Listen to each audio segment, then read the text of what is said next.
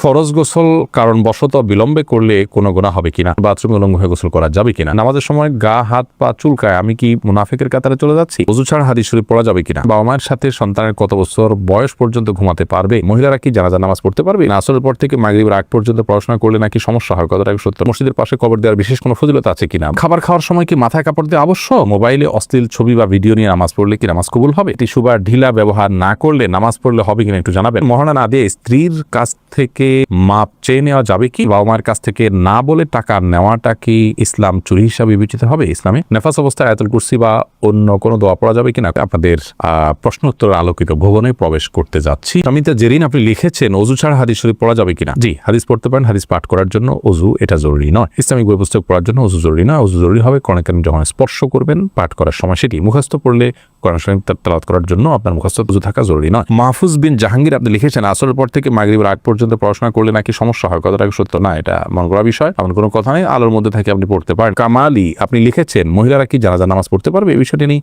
ইখতিলাফ আছে, আর স্কলারদের অনেকেই বলেন যে পড়তে পারবে, তবে ওলামা کرام নিষেধ করেন। শামসুল আলম আপনি লিখেছেন বাবা মায়ের সাথে সন্তানের কত বছর বয়স পর্যন্ত ঘুমাতে পারবে, প্রাপ্তবয়স্ক আর কাছাকাছি বা কারিবুল বুলুগ যেটাকে বলা হয় সেই বয়সে থেকেই তাদেরকে পৃথক করা উচিত। এমনি শাকুল ইসলাম লিখেছেন টিস্যু বা ঢিলা ব্যবহার না করলে নামাজ পড়লে হবে কিনা একটু জানাবেন, আপনি যদি পবিত্রতা অর্জন করেন পানি দিয়ে এবং ভালোভাবে করেন, আপনি নিশ্চিত হন যে আর পেশাব বের হয়নি, তাহলে সেক্ষেত্রে আপনার নামাজ হয়ে যাবে, আপনার পবিত্রতাটা নিশ্চিত করাটা হলো মূল বিষয়। এরপরে সাদিয়া বিনতে আজাদ লিখেছেন খাবার খাওয়ার সময় কি মাথায় কাপড় দেওয়া আবশ্যক, না বোন খাবার খাওয়ার সময় আমরা মাথায় কাপড় দিতে বাধ্য নই, কারণ হাদিস আমাদেরকে এর উপর নির্দেশ দেয় না যে ছেলে হোক মেয়ে হোক নারী হোক পুরুষ হোক খাবার সময় আমাদেরকে টুপি দিতে হবে। অনেকে দেখা যায় খেতে বসলে টুপিটা তালাশ করে আমার টুপিটা দাও আমি খেতে বসবো, অনেকে মনে করেন মাথায় কাপড় দিয়ে তারপরে খেতে হয়, না এমন কোনো বাধ্যবাধকতা নেই, খাওয়ার সময় আপনার মাথা খালিও থাকতে পারে, ঢেকেও আপনি খেতে পারেন, এই বিষয়ে কোনো বিশেষ নিষেধাজ্ঞা নেই। রদ্দুল মুখতারে লেখা হয়েছে যে ওয়ালা বাসা বিল আকলি মুত্তাকিয়ান ও মাকসুফার রাসি, অর্থাৎ গ্রহণযোগ্য মত অনুযায়ী উন্মুক্ত মাথায় অর্থাৎ খালি মাথায় বসে খেতে কোনো অসুবিধা নেই। আব্দুল মতিন আপনি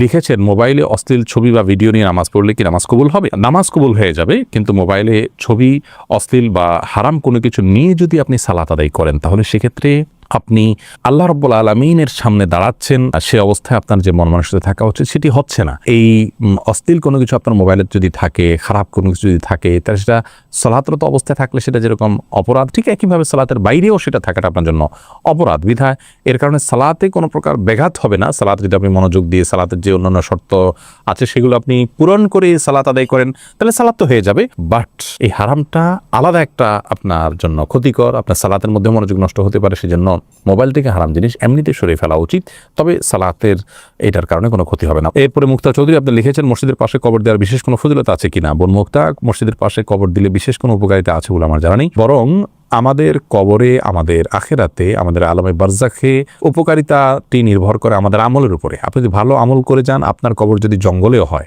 আপনি যদি কোনো পশুর পেটেও চলে যান, আপনি যদি সমুদ্র নিমজ্জিত হয়ে যান, আল্লাহ আপনার ধ্বংসাবশেষ যেখানে থাকবে সেখানে আল্লাহ রাব্বুল আলামিন আপনার জন্য শান্তির ব্যবস্থা করবেন, আপনি জান্নাতি হিসাবে আল্লাহর কাছে নিবন্ধিত হবেন, আল্লাহর কাছে জান্নাতের মেহমান হিসাবে আপনি আপ্যায়িত হবেন। কিন্তু আপনার যদি আমল খারাপ থাকে তাহলে মসজিদের পাশে কেন মসজিদের ভেতরে কবর দিলেও কিন্তু তার দ্বারা আপনি উপকার লাভ করবেন না। মমিনুল ইসলাম রুবেল আপনি প্রশ্ন করছেন বাথরুমে উলঙ্গ হয়ে গোসল করা যাবে কিনা। ভাই রুবেল, বাথরুমে উলঙ্গ হয়ে যদি কেউ গোসল করেন তাহলে তাতে কোনো বড় গুনাহ বা কবিরা গুনাহ হবে না, বড় কোনো পাপ হবে না, তবে এই কাজটি অনুত্তম এবং ভালো নয় আমাদের জন্য, জাস্ট এইটুকু আমরা বলতে পারি।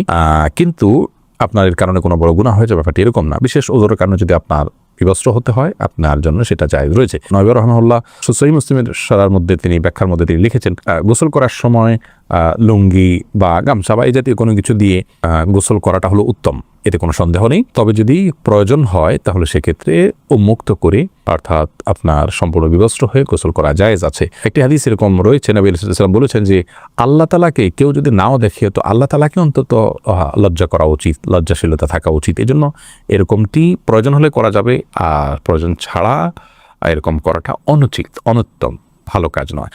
প্রয়োজন হলে করা যাবে। তার একটা দলিল হলো সহিহ বুখারীতে বর্ণিত হয়েছে যে আইয়ুব আলাইহিস সালাম তিনি একবার সমস্ত কাপড় চোপড় খুলে তারপর গোসল করেছেন। তারপরে মুসা আলাইহিস সালামের ব্যাপার আপনারা জানেন যে তিনি গোসল করতে নেমেছেন, পাথর তার কাপড় নিয়ে দৌড় দিয়েছে, তিনি তার পিছনে দৌড়াতে শুরু করেছেন। এগুলো সব বিশেষ কারণে এবং বিশেষ প্রেক্ষিতে, তাছাড়া এগুলো আগের শরিয়াত, সেগুলোর বিধান আমাদের জন্য খুব বহু যে প্রযোজ্য তা নয়। আমাদের জন্য অনুত্তম হবে কাপড় চোপড় একদম খুলে গোসল করাটা। তবে হারাম নয়। বেলাল হোসেন জানতে চেয়েছেন 4 রাকাত বিশিষ্ট নামাজের প্রথম বৈঠকে তাশাহুদের পর দুরূদ পড়ে ফেললে করণীয় কি? হানাফি মাযহাব অনুযায়ী আল্লাহুম্মা সাল্লি আলা মুহাম্মাদ পর্যন্ত পড়ে ফেললে আপনি সিজদা সাউ দিবেন। অন্যান্য অনেক উলামা ইকরাম অবশ্য বলেন যে না, এই কারণে সিজদা সাউ দিতে হবে না। বিশেষ করে আরবি স্কলাররা বলেন যে না, এর জন্য সিজদা সাউ দিতে হবে না। সৌদি আরব উলামা ইকরাম সহ অনেকেই বলেন। ফেরদাউস সালাম লিখেছেন, নামাজের সময় গা হাত পা চুলকায়, আমি কি মুনাফিকের কাতারে চলে যাচ্ছি? না, মুনাফিকের কাতারে যাচ্ছেন না। আসলে অনেকে আছে যে সালাতের সময় অন্য কোনো কাজ পাচ্ছে না, তো এই জন্য শরীর চুলকায়। আপনি সালাতের অর্থ যদি বুঝেন, মর্ম বুঝেন, সেটার দিকে খেয়াল করে যদি আপনি গভীরভাবে সালাতের প্রতি মনোযোগী হন এবং সালাত আদায় করেন সেরকম মনোযোগের সাথে, ইনশাআল্লাহ বিদিল্লাহ আপনার এই সমস্ত মনে আসবে না। তবে এটা কারণে আপনি মুনাফিকের লক্ষণ নিজের মধ্যে আছে এমনটি মনে করি আপনি মন খারাপ করার কোনো কারণ নেই। আকরাম খান আপনি লিখেছেন, নেফাস অবস্থায় আয়াতুল কুরসি বা অন্য কোনো দোয়া পড়া যাবে কিনা? কোরআন তেলাওয়াত করা যাবে না, কোনো আয়াতকে দোয়া হিসাবে আমল হিসাবে পাঠ করা যাবে। জুলকারনাইন আপনি লিখেছেন, ফরজ গোসল কারণবশত বিলম্বে করলে কোনো গুনাহ হবে কিনা? গোসল বিলম্ব করলে কোনো গুনাহ হবে না, তবে ফরজ গোসল যদি আপনি দেরিতে করতে চান, পরবর্তী ফরজ নামাজের আগে আগে আপনাকে করে ফেলতে হবে। আর মাঝে যদি অন্য কাজ করতে চান, রাতে গোসল ফরজ হয়েছে, আপনি ফজরের নামাজের আগ মুহূর্তে গোসল করবেন, তাহলে মাঝে অন্য কাজের জন্য এমনকি ঘুমানোর জন্য উজু করে ঘুমানোটা হলো সুন্নাহ। নবী সাল্লাল্লাহু আলাইহি ওয়াসাল্লাম এটি করতেন, এটি করা ভালো। বাকি গোসল তৎক্ষণাৎ করে ফেলতে হবে, এমন কোনো বাধ্যবাধকতা নেই। ফরজ গোসল না করে অন্য কাজ কাম করলে মেয়েদের উপরে অনেক রকমের প্রেশার আমাদের সমাজ থেকে আসে, তো এটা উচিত নয়। এটা ছেলে মেয়ে সবার জন্য ইসলাম জায়েজ রেখেছে, উজু করে তিনি অন্য কাজ করতে পারেন, কিন্তু যথাসম্ভব দ্রুত ফরজ গোসল করে, ফরজ যেহেতু রয়েছে দ্রুত গোসল করে ফেলতে পারে, সেটা ভালো।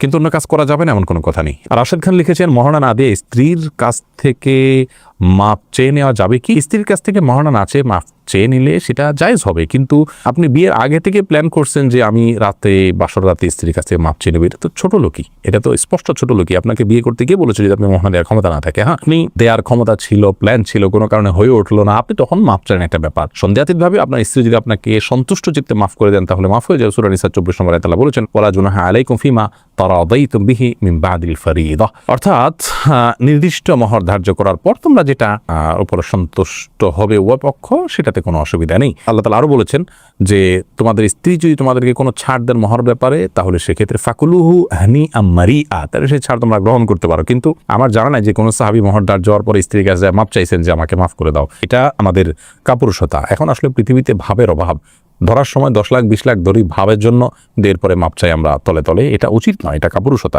এবং আগে থেকে সেজন্য আমাদের প্ল্যান থাকা উচিত। মৌলিকভাবে যদি স্ত্রীর কাছে আপনি মাপ চান, আপনি যদি মন থেকেই মাফ করে দেন, আপনার মাফ হয়ে যাবে ইনশাআল্লাহ। এসকে মেহেদী হাসান শুভ আপনি লিখেছেন, বাবা মায়ের কাছ থেকে না বলে টাকা নেওয়াটা কি ইসলাম চুরি হিসাবে বিবেচিত হবে ইসলামে? এই জন্য কি কিয়ামতের দিন শাস্তি পেতে হবে? ভাই শুভ খুবই গুরুত্বপূর্ণ একটি প্রশ্ন করেছেন।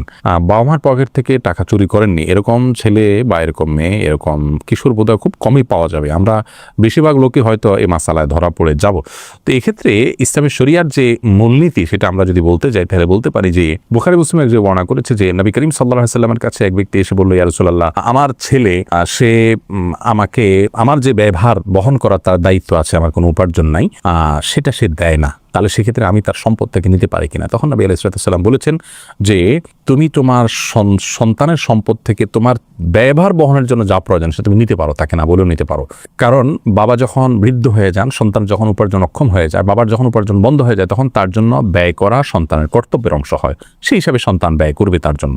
তিনি তার দায়িত্ব পালন করছে না, তাহলে আপনি আপনার হক বা অধিকার প্রাপ্য যতটুকু আপনার ব্যয়ভারের জন্য প্রয়োজন আপনি নিতে পারেন। ঠিক একইভাবে আপনার বাবা আপনার স্কুলের খরচ দিচ্ছেন না, আপনার বাবা আপনার প্রয়োজনীয় খরচ দিচ্ছেন না, টিফিনের টাকা দিচ্ছেন না, কৃপণতা করছেন, তাহলে সেক্ষেত্রে আপনি ওই পরিমাণ তার কাছ থেকে নিতে পারেন। কিন্তু যদি তিনি আপনার সেই মৌলিক প্রাপ্য যেটা না হলে না বেঁচে থাকার জন্য যা দরকার সেটা আপনাকে উনি ঠিকই প্রোভাইড করছেন, এরপর আপনি আপনার এক্সট্রা খরচ তথাকথিত বন্ধুদেরকে আপনি ট্রিট দিবেন, পাঠিয়ে দিবেন, হান করবেন, তান করবেন, এই সমস্তগুলোর পয়সা যদি তাদের কাছ থেকে বাবা মার পকেট থেকে আপনি তাদের অজান্তে নেন, তাহলে সেটা কিন্তু চুরি হিসেবে গণ্য হবে, গুনাহ হবে।